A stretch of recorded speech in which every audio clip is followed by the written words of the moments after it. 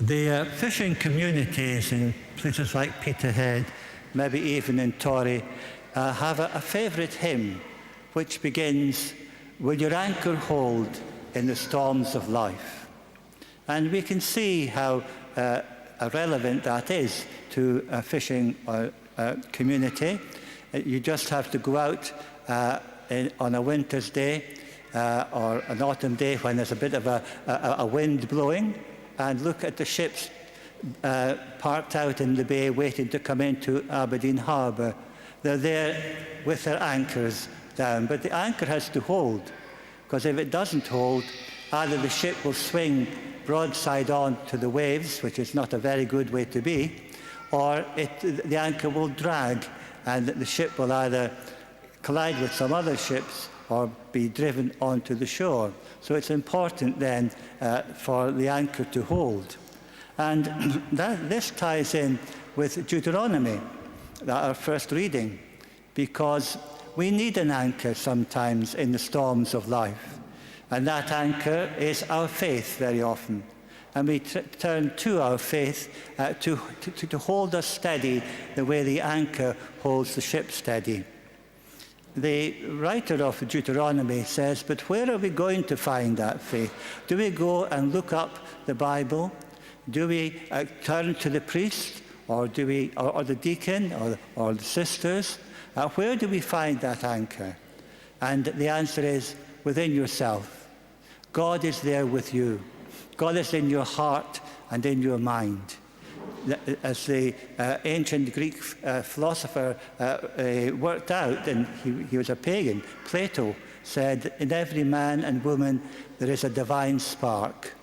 And it is this presence, this indwelling of God that we turn to as our anchor. The African saint, St. Augustine of Hippo, expressed it in a very poetic way. He said, and some of you will recognize a passage from his Confessions, "Late have I loved you, O beauty, ever ancient and ever new. Late have I loved you, for behold, you were within me, and I outside, and I sought you outside, and my ugliness fell upon those lovely things that you have made. You were with me, and I was not with you. I was kept from you by these things, yet had they not been in you, they would not have been at all. You called and cried to me, and broke open my deafness, and you sent forth your beams and shone upon me, and chased away my blindness. You breathed fragrance upon me, and I drew in my breath, and do now pant for you.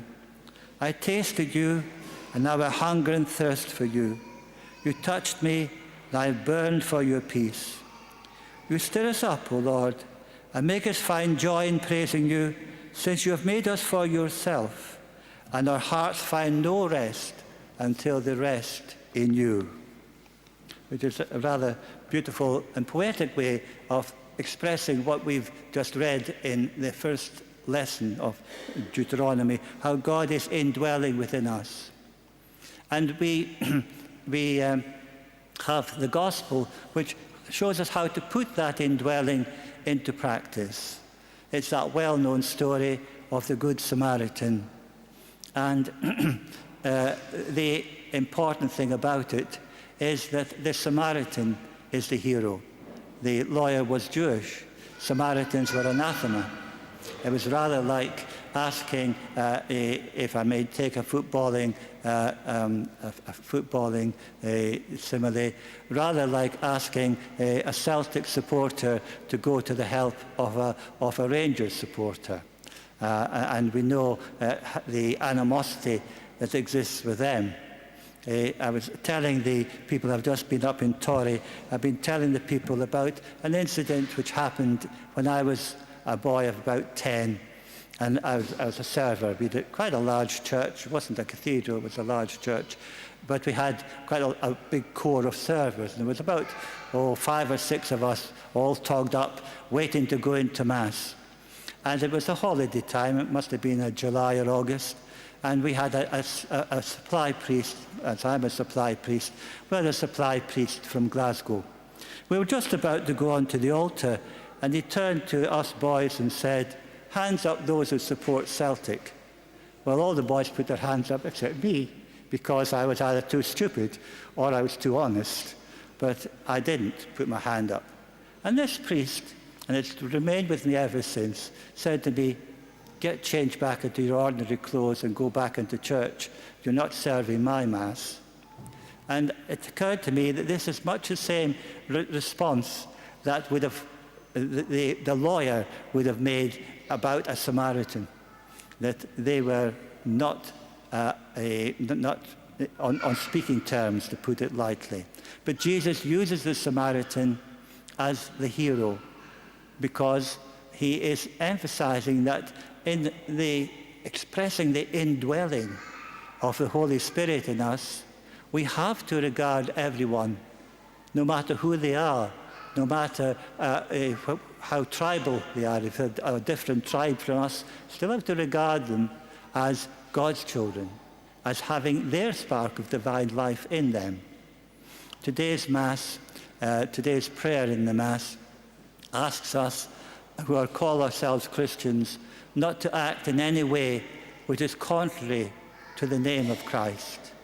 And it's so sad, isn't it, that in the news we see that a very openly Christian country, such as America, is acting contrary to the word of Christ. Who is my neighbour?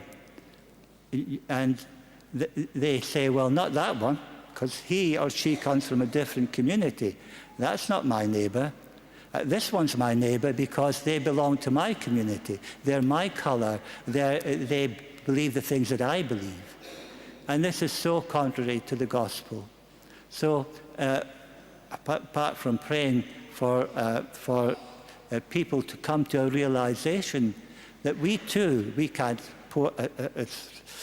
afford to be smug about it, because we too sometimes act in a very tribal fashion. And the church has not been exempt from that. George and I were talking about a liturgical book which was printed in 1962. And I remember as a student, just before that actually, it was 1960, 1959, 1960, that we seminarians went on pilgrimage to the shrine of Our Lady in Walsingham. And there is an Anglican shrine to Our Lady of Walsingham there as well. They have the original one. Actually, we don't.